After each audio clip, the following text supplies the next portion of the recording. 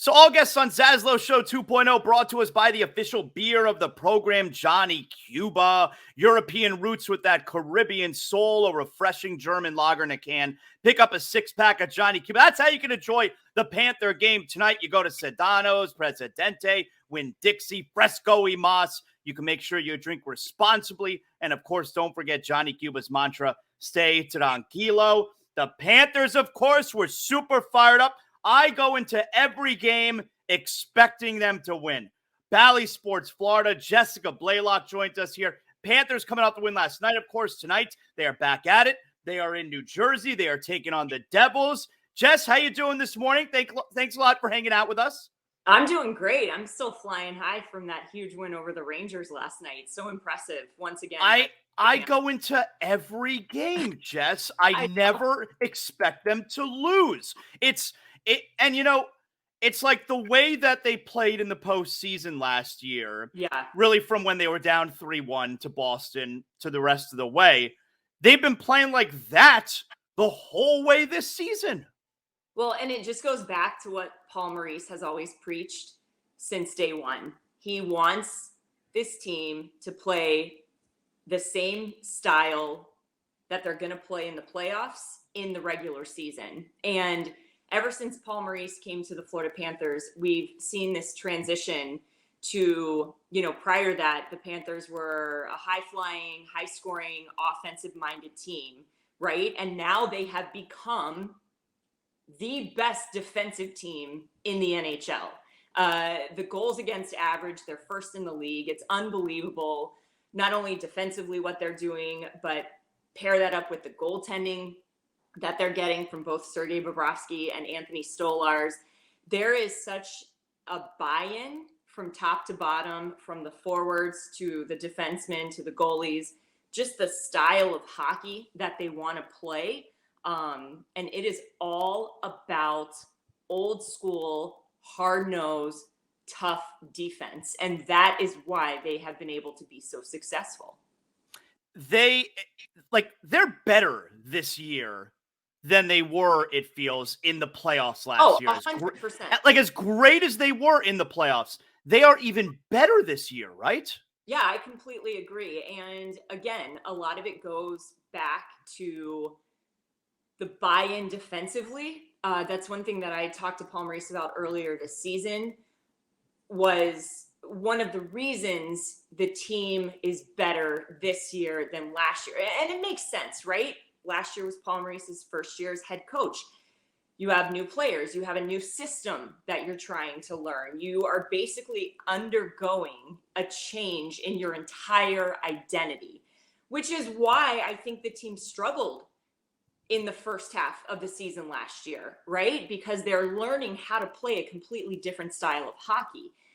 And now that you've had the guys that have been in that system for a year plus, you have the new guys who came in this year, like a Kevin Stenlund, who has been elite on the penalty kill, like an Oliver Ekman-Larsson, who has revitalized his career. Everybody that you've brought in has not only also bought into the type of hockey that they want to play, they have just been tremendous additions to the team. And it's all worked together so well, but it's because every single player is committed to the style of hockey that Paul Maurice wants this team to play. Yeah, so speaking of Paul Maurice, and I got to be, the first one who raises my hand, when I talk about this, but the amount of criticism that he received last year, I was calling him the murderer of fun the entire season last year, and the criticism, on social media, all of it, just to where we are right now. I can't recall a turnaround like this where you think one way of the coach, and you know what? You could add Sergei Bobrovsky to this conversation as well. The turnaround from the way you feel about a player to how you feel about him now. Between the coach and the goaltender, I can't remember ever in South Florida sports the kind of turnaround that there has been between key parts like those two guys. Like I'm I was so angry with both of them, obviously, especially Paul Maurice. And now Paul Maurice is my guy, and Sergei Bobrovsky's my guy too, no matter what happens moving forward. Like I can't think of a turnaround like those guys have had. Yeah, Bob might even win another Vezina this season with the way that he's playing. But yeah, and look, I get it. And I think that we had this conversation last year. It's hard as a fan to be patient, right? Especially for South Florida fans who have gone through a lot of ups and downs with their respective teams throughout the course of the years.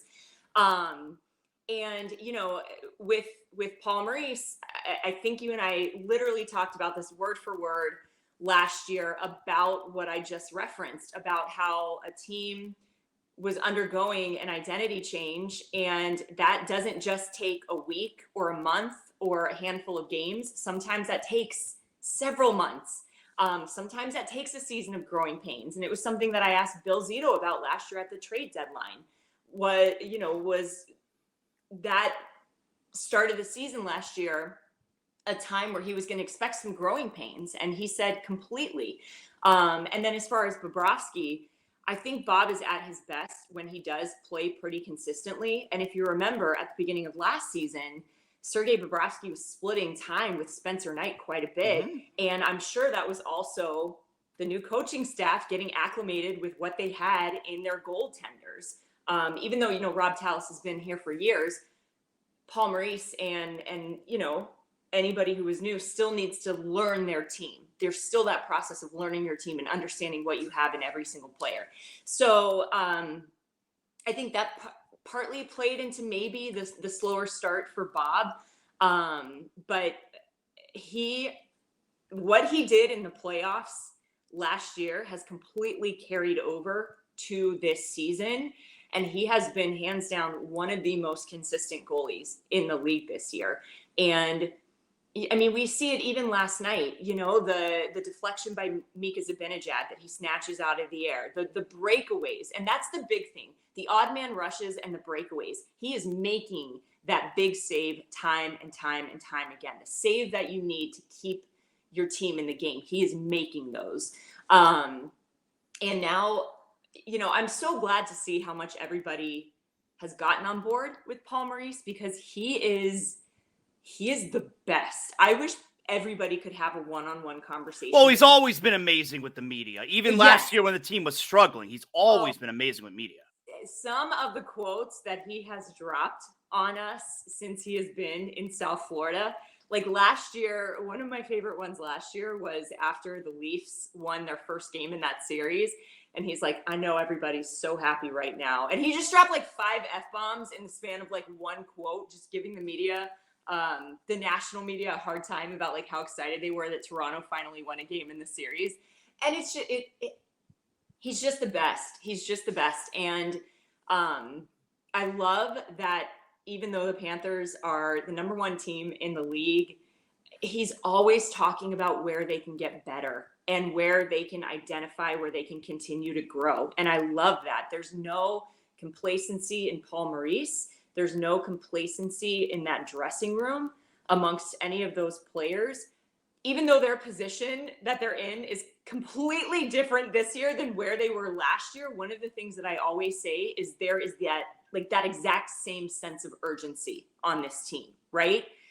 They don't play any differently as the top team in the league than they did last year when they knew they basically had to win out for the remainder of the season just to get into the playoffs. And that is what I love so much about this team. They never, ever take a night off. Trade deadline is in a few days. Now, when they were in a similar position 2 years ago, they went out, they traded for Claude Giroux. They went out, they traded for Ben Sherratt. You know, they made big deadline moves. Do you think they're going to try and do something big this time around again? You know, I wouldn't be surprised, right? Because you always want to make your team better if you can. But I also think when it comes to Bill Zito and his philosophy, it's not just about the skill set of the player. It's about whether they'll be a good fit in that dressing room. It's about whether they will complement the culture that has been created. there's been a lot of speculation about trying to bolster your back end. You've got good depth with your forward lines. So I think it's twofold. It's number one, what do you have to give up to get the player that you're targeting?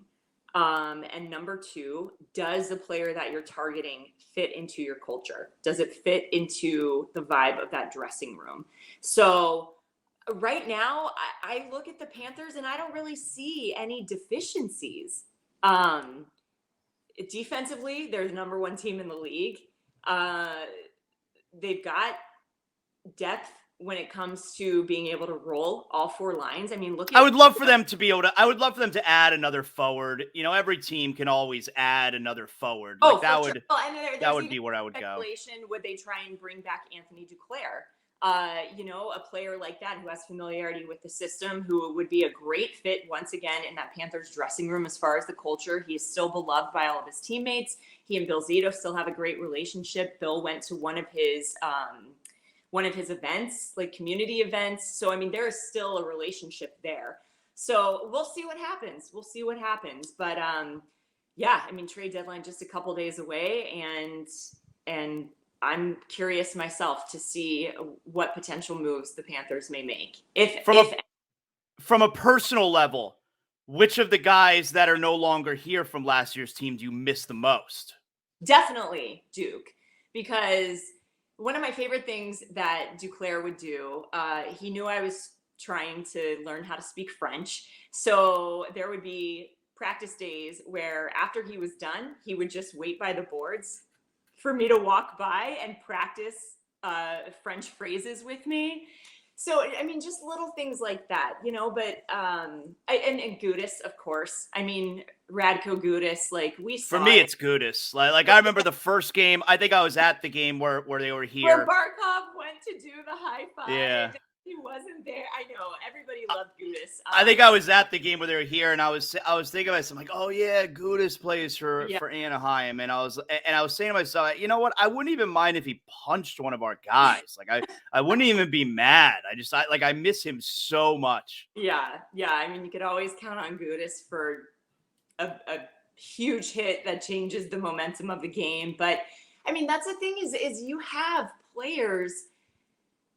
Well, I think Mikolaj's done a good job filling that role for the most part. Well, and it's not even like you have players that play such a physical style of hockey that, Matthew Tkachuk, Sam Bennett, Ryan Lomberg. I mean, you go down the list and everybody plays a physical brand of hockey for the most part. Well, and you know what? Speaking of those guys, like the line last night, and obviously Maurice has mixed it up a little bit, but Bennett, Tkachuk, and Nick Cousins, and Steve Goldstein said on the broadcast last night, he said, "Is that a playoff line if you've ever seen one?"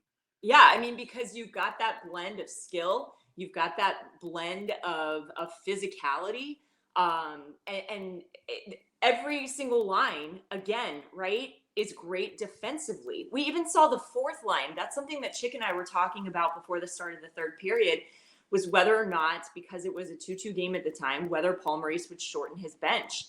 And we saw the fourth line out on the ice, and Ryan Lomberg scores the go-ahead goal. You know what I mean? So there's so many different ways that this team can attack, and there's trust in every single player who's out there at any given moment. That it really is. It is such a special team. I don't know if I've ever covered a team like this before, or a dressing room like this before, where this team is so committed to one another. It's just incredible. It really is incredible. Was last night the best win of the season? They go up 3-2. I'm watching. My wife and my older son are with me in the ZASLOW Mansion family room. And, they pull Siskervich, with 90 seconds left. So I'm watching the final minute and a half on my feet, because everybody knows. And I think you obviously knows too. The closer you get to the television, that means the more important it is. So I'm standing. Tell how stressed I am based on how close I'm sitting to the TV. So I'm standing up now. I'm holding a pillow up against my chest, and I'm rather close to the television. and Lundell gets the empty net goal. And, I sit back down, I look at my son, I go, best win of the season. Was last night best win of the season? I definitely think if it's not the top win of the season, it's one of the top 3. I would also say the shutout of Colorado was a really, really good win. They've owned Colorado. What have they scored, like 13 goals against them this year? Something like that? Yeah, it's crazy. And I would also say Vegas at home, because remember, the Panthers had lost, like 5 or 6 in a row. And Vegas comes in. That's right. It was a very tough stretch. You're right. Yep. On December 23rd, very first meeting of the season against a team that beat you in the Stanley Cup final. And I know Vegas, big picture, they've had their struggles this year. They've dealt with a lot of injuries, but I still think there was so much writing on that game in particular, not only because it was a rematch of the Stanley Cup final, but because the Panthers were trying to snap a pretty tough losing streak. So I would say the 3 games that stand out to me are, the win last night against the Rangers, the win against Colorado at home, where the Panthers, I think, shut them out 4-0, and then the win back on December 23rd against the Vegas Golden Knights. How about that goal last night from Reinhart, the second goal, where you couldn't tell watching live the first goal, where you couldn't tell watching it live. Yeah, like you couldn't tell what Barkov did until they showed the replay. And then it's like, holy shit, that might be the goal of the year because of the assist. I have watched that play, I'm not even kidding, probably 50 to 60 times now. I have watched that replay of the work by Alexander Barkov so many times. Zaz, I have covered the Panthers for 9 years. I've covered Alexander Barkov for 9 years. He has made some unbelievable plays throughout the course of these past 9 years. That might be the most absurd, unreal, incredible, nasty, filthy move I've ever seen Barkov make. I don't even have words to truly describe, first off, the level of difficulty. We're watching it unfold in real time. And then when you go back and, like you said, you go back and you watch the replay, especially the slow-mo replay, the skill level it takes to pull off that move is out of this world. It's absolutely ridiculous, the move that Barkov made to set up that goal. It's so much fun, Jess. Last year was so amazing, and they didn't even win. It's like, I don't even know how could I have felt any better about, or how could I have derived any more joy out of that run if they won the Stanley Cup, considering how great the whole thing made me feel when they lost in the Stanley Cup finals. Like, it was so amazing. And now just thinking about it, we're only a little more than a month away, and we get to do it all over again. And it just feels like it's going to be so much fun again. Yeah. Oh, I think without a doubt. I mean, I think the only difference this season is last year, every series, you really honestly just felt like you were playing with house money, right? Because the Panthers were potentially 1 point away from missing the playoffs. If Chicago had not beat the Pittsburgh Penguins, who knows how those last 2 games of the season may have played out, whether the Panthers would have gotten in by 1 point, whether the Panthers would have missed out on the playoffs by 1 point. So every series, especially after knocking off Boston in the first round, right? Like, you just felt like you were playing with house money. And this year, the expectations are there. I mean, everybody, national media, everybody. I really want to play Tampa this year. Like, I want to go through Tampa. It's like, come on, it's time. I know. It feels like it's been building up for years, right? To just finally knock them off in a playoff series. But the expectations are without a doubt there that whoever wins the cup, it's going to have to go through Sunrise. But I watched this team play, and I think to myself, what team is going to be able to knock them out. If they play the way that we have seen them play all season long, and I don't have any expectation that they wouldn't just continue to carry that over into the playoffs. I don't think anybody would want to look at their schedule and say, oh, I hope we draw the Panthers in the Stanley Cup playoffs. I would not even remotely want to play the Panthers. So I'm sure everybody else feels that way too. Jess, tell everybody how they can catch you tonight as the Panthers are at the Devils. Go ahead. Yes, night 2 of a back-to-back. You can tune in on BALLY Sports Florida, 6:30 pregame show, 7 o'clock puck drop. And this is going to be an interesting one because the Devils just parted ways with Lindy Ruff.